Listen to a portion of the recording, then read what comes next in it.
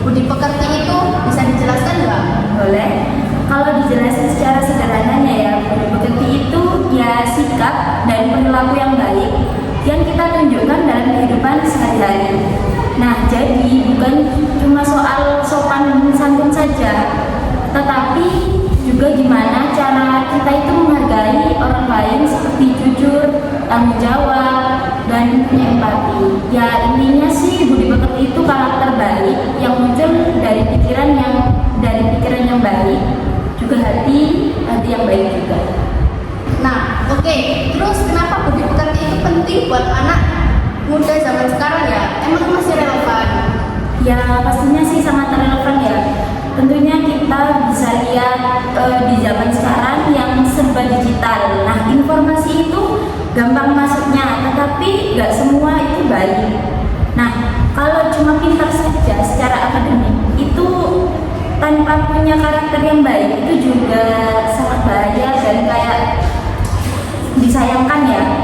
Nah, untuk itu kita itu sering lihat orang-orang yang pintar itu nggak bisa menghargai orang lain pastinya dan gampang marah atau bahkan menyakiti orang lain.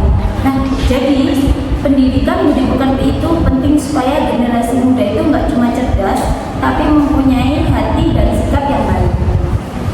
Nah, sebelum kita masuk terlalu jauh nih ya, kita bahas soal sejarah nih. Dari mana sih sebenarnya budi pekerti ini berasal di Indonesia? Apa udah lama? Kalau bisa dikatakan dari lama ya memang sudah dari lama ya. Nah, di situ sudah diajarkan lewat adat, sopan santun, wayang, dan nasihat orang tua. Nah, jadi sebelum masing-masing istilah modern seperti yang sekarang adanya yaitu pendidikan karakter, nah masyarakat Indonesia itu sebenarnya itu sudah menerapkan dalam kehidupan sehari-hari mereka. Seperti tokoh yang kita ketahui yaitu Ki Hajar Dewantara. Nah, dia itu juga sangat menekankan bahwa pentingnya membentuk karakter bukan cuma dari hati ya, tapi juga menghargai. Nah, terus kalau ngomong soal tanggung jawab nih, sebenarnya siapa aja sih yang berkewajiban mengajari budi pekerti ke anak? Nah, untuk pertanyaan itu sebenarnya semua itu kan mempunyai peran masing-masingnya.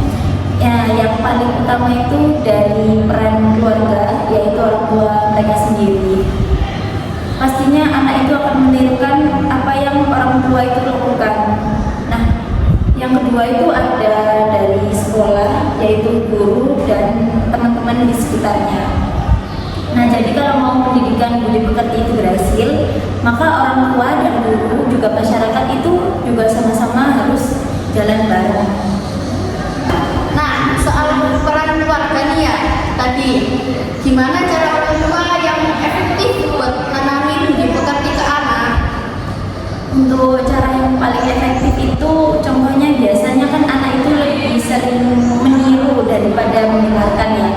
Nah, jadi kalau orang tua itu ingin anaknya sopan, maka orang tua itu harus menerapkan sifat yang sopan juga terhadap anak. Misalnya kayak meminta tolong, terus minta maaf, makan bersama, juga seperti itu sih.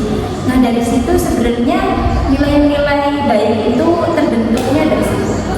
Nah, sekarang kalau kita ngomongin tantangan ya, di era digital kayak sekarang, apa aja sih hambatan terbesar dalam mengajari budi pekerti? Wah, kalau itu banyak sekali sih ya. Sekarang itu kan anak-anak zaman sekarang kebanyakan terpengaruh dari media sosial. Kadang mereka itu lebih fokus cari validasi dari internet daripada itu membangun nilai dirinya sendiri. Nah, belum lagi konten yang negatif seperti bullying dan lain-lain pastinya ya.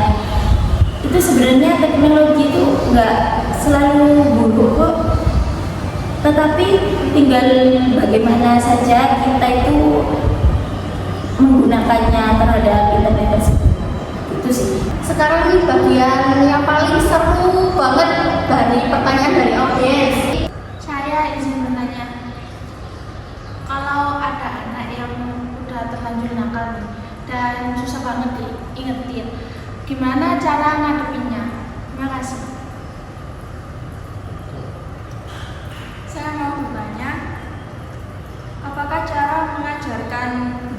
pengerti kepada anak perempuan dan anak laki-laki itu berbeda. Terima kasih. Saya ingin bertanya, gimana pendapat kamu soal hukuman buat kedisiplinan anak-anak itu? Apakah efektif ya? Kita mendapatkan 5 pertanyaan dan ini saya ambil 3 pertanyaan terpilih. Bisa dimulai? Bisa? Nah, untuk pertanyaan pertama, kalau anaknya udah terlanjur nakal dan susah untuk diatur, gimana cara ngadepinnya ya? Oh, pertanyaan yang bagus ya menurut saya. Nah, biasanya itu bukan nggak mau didengar sih kalau mereka itu. Jadi mereka itu pengen dipahami dulu alasan dari mereka bertindak seperti itu. Nah, menurut saya caranya itu coba itu diajak ngobrol santai, dengarkan ceritanya. Terus kadang mereka itu kan pendekatannya itu harus lebih hangat lagi dan efektif daripada cuma sekedar ceramah itu. Pertanyaan kedua dari audiens kita, apa cara ngajarin budi pekerti ke anak laki-laki dan anak perempuan itu berbeda? Kalau menurut saya sih nilai dasarnya itu sama ya, jujur, sopan, terus tanggung jawab. Nah, tapi yang membedakan itu mungkin pendekatannya saja. Kenapa? Karena tiap anak itu kan berbeda karakternya. Nah, jadi lebih memahami kepribadian anak tersebut sih, daripada membedakan berdasarkan gendernya. Nah, pertanyaan terakhir nih dari audiens, yaitu pertanyaan yang ketiga ya. Gimana pendapat kamu soal hukuman buat disiplinin anak? Itu efektif atau enggak ya? Kalau menurut aku ya, hukuman yang berlebihan itu sih kurang efektif ya, atau bisa dibilang kurang baik ya. Nah, yang lebih efektif atau yang lebih baiknya itu kita itu memberi konsekuensi yang mendidik, juga disertai dengan penjelasan yang baik. Nah, jadi anak itu akan paham kenapa perilaku dia itu salah, bukan cuma kayak dia itu takut dihukum gitu sih.